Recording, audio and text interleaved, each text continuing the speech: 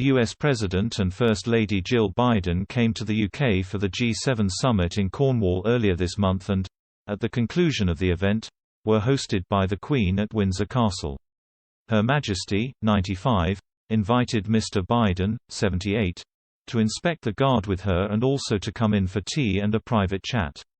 As with any conversation a world leader has with the Queen, this was expected to remain private. However, the US media were reportedly kicking off that they were not allowed into the castle. One royal expert told the reporters they should get a grip, because they were not entitled to access this meeting. Pod Save the Queen is hosted by Ann Gripper and features Daily Mirror royal editor Russell Myers.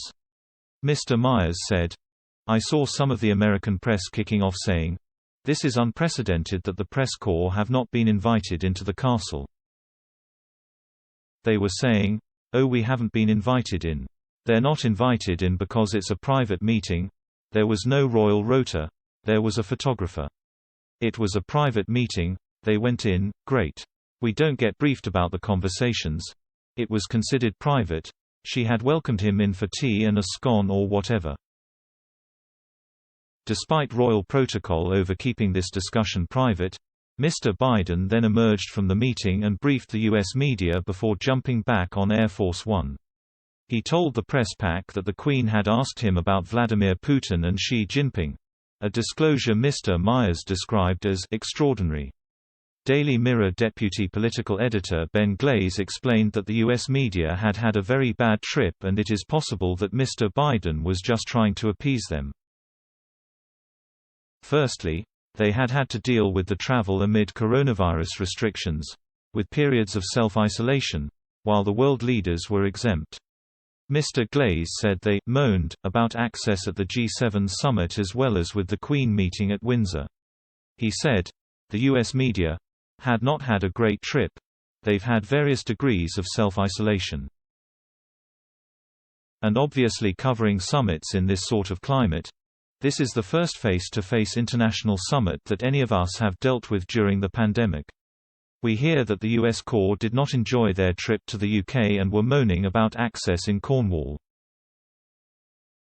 Then, there was the issue of the press conferences which caused confusion and difficulties.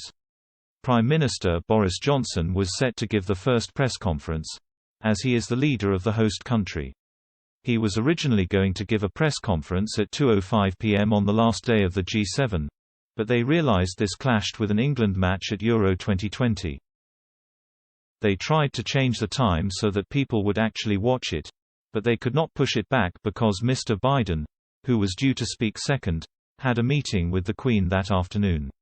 Instead, they tried to bring it forwards to a 1:45 p.m. start, but delays at the event meant it started just after 2 p.m. anyway.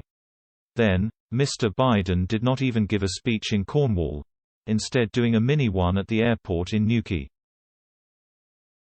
All this was said to really frustrate the American press pack, potentially making them more disagreeable ahead of the Windsor Castle event. Mr. Myers said he also had experience of the American press, moaning about access, when former U.S. President Donald Trump was over for a state visit. He said, "I've had a bit of experience with the U.S. media when Trump was over and moaning about access and so on. But of course it's difficult when you're in a different country and there's certain protocols and stuff. So I understand it. I just thought it was extraordinary that those were the two things he mentioned." He argued that Mr. Biden could have told them something more inconsequential that the Queen said, rather than the fact she brought up two of the most controversial world leaders.